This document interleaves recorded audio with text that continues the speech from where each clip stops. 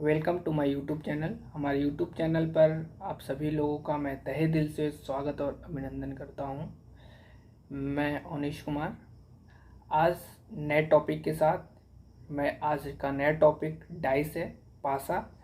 आज हम उसके बारे में अध्ययन करेंगे, बहुत ही बेसिक कॉन्सेप्ट को समझेंगे और आपको प्रैक्टिकल भी दिखाऊंगा। इससे एग्ज़ाम में दो नंबर का प्रश्न बनता है, तो इसको कृपया आप ध्यान से देखिए और इस वीडियो को देखने के बाद आपको किसी और वीडियो को देखने की आवश्यकता नहीं होगी। तो प्लीज़ आप चलिए शुरू करते हैं। Let's come. देखिए, पासा, डाइस, जिसे इंग्लिश में डाइस कहते हैं। डाइस दो तरह के होते हैं। कितने तरह के? दो तरह के होते हैं। एक पहले मैं दिखा दूं आपको कि डाइस होता कैसा है। आप ध्यान से देखिए, डाइस इस तरह कुछ होता है, चौकोर वर्ग की तरह एकदम होता है। जैसे आपने देखा होगा, अगर आप लूडो खेलते होंगे जो प्ले, तो उसमें क्या होता है कि जो गिट्टी होती है डाइस, उसमें देखिए इस तरह से होता है। यदि ये आ गया, आपका ये आ गया, तो आप खुश हो जाते हैं, और अगर ये नहीं आया, अगर ये आ गया, तो आप नाखुश हो जाते हैं। ठीक, हम उसी की बात कर रहे हैं। इसमें जैसे कि आप देखिए ध्यान से, मैं बता रहा था कि दो तरह के होते हैं। पहला डाइस होता है एक सिंपल डाइस, साधारण पासा। इसमें पहला सिंपल डाइस, साधारण पासा। और दूसरा होता है ये दो नंबर का जो होता है, ये दूसरा नंबर स्टैंडर्ड पासा, जिसे हम लोग मानक पासा कहते हैं। ये मानक पासा होता है। अब एक लाइन में मेरा डिफिनेशन सुन लीजिए, जिसमें दो सतहों को जोड़ने पर जो दिखता है, जो डायरेक्टली मुझे प्रश्न में दिखता है, उसको किन्हीं तीन सतहों में से दो सतहों को जोड़ने पर यदि उनका वैल्यू 7 आ जाता है तो वह साधारण पासा है। यदि नहीं आया तो वो स्टैंडर्ड डाइस है, यानी साधारण मानक पासा है। ठीक है, मानक पासा हमेशा उसके मानक पासा में सदैव एक, जैसे एक क्या होता है कि ये डाइस, मान लीजिए कोई ये डाइस है, अब इससे पूछेगा कि इसके पीछे कौन सा पड़ेगा, तो आपको हमेशा वैल्यू 7 होता है। स्टैंडर्ड पासा हो या मानक पासा, दोनों में होता है, लेकिन जिसमें आपको अनुमान लगा के पता करना होता है कि इसके पीछे क्या होगा, तो उसको हम स्टैंडर्ड पासा कहते हैं। अब देखिए, हम जानते हैं कि दोनों में जैसे एक सिंपल डाइस और स्टैंडर्ड डाइस, दोनों में यदि एक दूसरे का सतह जोड़ते हैं तो 7 आता है। लेकिन जो स्टैंडर्ड पासा होता है, उसमें उसमें अनुमान लगाया जाता है। जैसे हमने पूछा कि 6 ये आया है, इस 6 के पीछे कौन सा वैल्यू होगा, तो हम जानते हैं कि दो सतहों को जब जोड़ते हैं तो उसकी वैल्यू 7 आती है। अब इसमें से हम 7 में से 6 को घटा देंगे। अब जितनी बचेगी हम उसको पीछे मान लेंगे कि वो संख्या है। ठीक है, तो अगर मैं 7 में से 6 को घटाऊंगा तो कितना बचेगा? 1 बचेगा। तो ये 1 आपके सामने आ जाएगा। ठीक है, तो इसमें क्या करते हैं कि ये 6 तो दिख रहा है, 1 नहीं दिख रहा है, तो हमें क्या हुआ कि मानना हुआ कि पीछे 1 होगा। ये मानना हुआ, तो इसलिए ये मानक पासा है। ठीक है, और जो स्टैंडर्ड पासा होता है, स्टैंडर्ड मतलब इसी को कहते हैं स्टैंडर्ड। ठीक है, मानक पासा को ही स्टैंडर्ड डाइस कहते हैं। तो इसमें अब आपको मैं दिखा दूं, जैसे कि जो पहला होता है सिंपल डाइस। सिंपल डाइस में देखिए ऐसे ही दिखता है। मान लीजिए कोई सरफेस है, इसमें मैं आपको दिखाना चाहता हूँ। हाँ, अब देखिए ये कंडीशन देखिए। आप देखिए, आपको एक सतह ऊपर की साइड दिख रहा होगा और एक लेफ्ट राइट दिख रहा है। ठीक है, इसके बगल में। अब दोनों को देखिए ध्यान से, इसको जब आप जोड़ेंगे, देखिए ये 3 है और इसके साइड में 2 है। 3 2 5 हुआ, 7 नहीं हुआ। ठीक है, तो यह क्या हुआ? यह नहीं हो रहा है तो मानक पासा है। ठीक है, अगर यहीं पर जोड़ते दो सतहों को, क्या किन्हीं दो सतहों को, तो केवल मान लो इसको जोड़ें या इसको जोड़ दिए या इसको जोड़ दिए, अगर 7 आ जाता तो वो सिंपल पासा होता। कैसा पासा होता? सिंपल पासा होता। और अगर 7 नहीं आया तो वो मानक पासा हो गया। ठीक है, हमें उम्मीद है आपको समझ में आ गया होगा।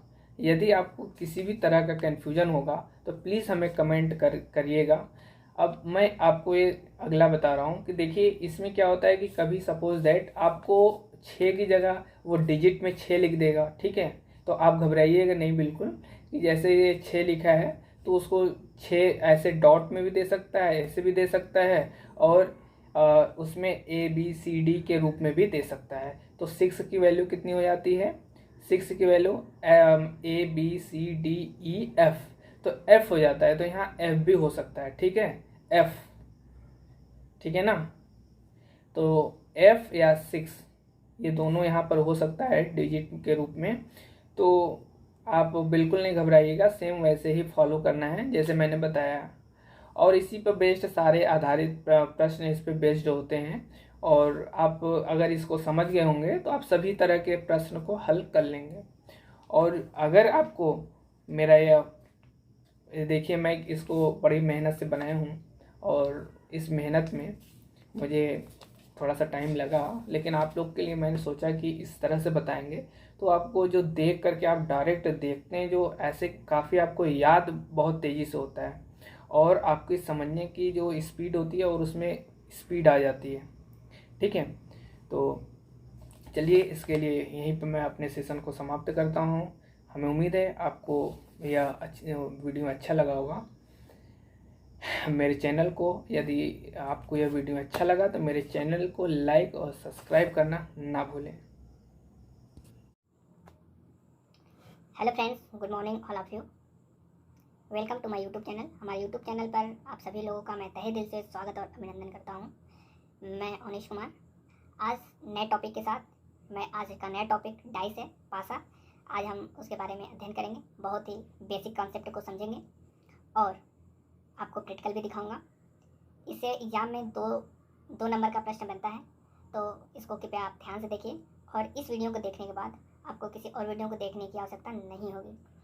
तो प्लीज़ आप चलिए शुरू करते हैं। Let's come. देखिए, पासा, डाइस, जिसे इंग्लिश में डाइस कहते हैं। डाइस दो तरह के होते हैं। कितने तरह के? दो तरह के होते हैं। एक पहले मैं दिखा दूं आपको कि डाइस होता कैसा है। आप ध्यान से देखिए, डाइस इस तरह कुछ होता है, चौकोर वर्ग की तरह एकदम होता है। जैसे आपने देखा होगा, अगर आप लूडो खेलते होंगे जो प्ले, तो उसमें क्या होता है कि जो गिट्टी होती है डाइस, उसमें देखिए इस तरह से होता है। यदि ये आ गया, आपका ये आ गया, तो आप खुश हो जाते हैं, और अगर ये नहीं आया, अगर ये आ गया, तो आप नाखुश हो जाते हैं। ठीक, हम उसी की बात कर रहे हैं इसमें। जैसे कि आप देखिए ध्यान से, मैं बता रहा था कि दो तरह के होते हैं। पहला डाइस होता है एक सिंपल डाइस, साधारण पासा। इसमें पहला सिंपल डाइस, साधारण पासा, और दूसरा होता है ये 2 नंबर का जो होता है, ये दूसरा नंबर स्टैंडर्ड पासा, जिसे हम लोग मानक पासा कहते हैं। ये मानक पासा होता है। अब एक लाइन में मेरा डेफिनेशन सुन लीजिए। जिसमें दो सतहों को जोड़ने पर जो दिखता है, जो डायरेक्टली मुझे प्रश्न में दिखता है, उसको किन्हीं 3 सतहों में से 2 सतहों को जोड़ने पर यदि उनका वैल्यू 7 आ जाता है तो वह साधारण पासा है।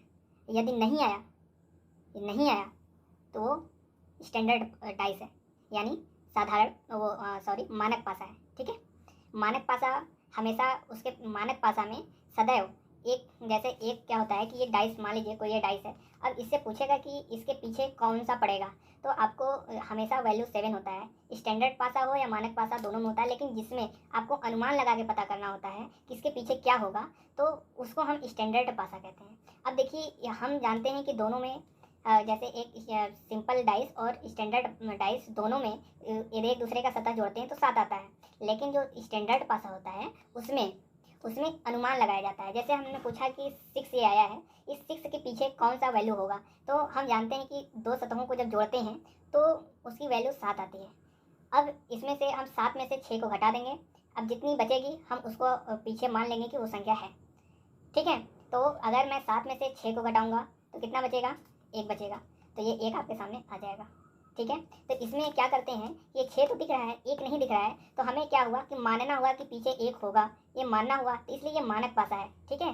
और जो स्टैंडर्ड पासा होता है, स्टैंडर्ड मतलब इसी को कहते हैं स्टैंडर्ड, ठीक है। मानक पासा को ही स्टैंडर्ड कहते हैं, स्टैंडर्ड डाइस कहते हैं। तो इसमें मैं अब आपको मैं दिखा दूँ, जैसे कि जो पहला होता है सिंपल डाइस। सिंपल डाइस में देखिए ऐसे ही दिखता है। मान लीजिए कोई सरफेस है, इसमें मैं आपको दिखाना चाहता हूँ। अब देखिए ये कंडीशन देखिए, आप देखिए आपको एक सतह ऊपर की साइड दिख रहा होगा और एक लेफ्ट राइट दिख रहा है, ठीक है, इसके बगल में। अब दोनों को देखिए ध्यान से, इसको जब आप जोड़ेंगे, देखिए ये 3 है और इसके साइड में 2 है, 3 2 5 हुआ, 7 नहीं हुआ, ठीक है। तो यह क्या हुआ, ये नहीं हो रहा है तो मानक पासा है, ठीक है।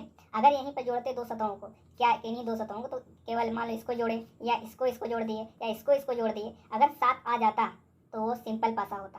कैसा पासा होता, सिंपल पासा होता। और अगर 7 नहीं आया तो वो मानक पासा हो गया, ठीक है।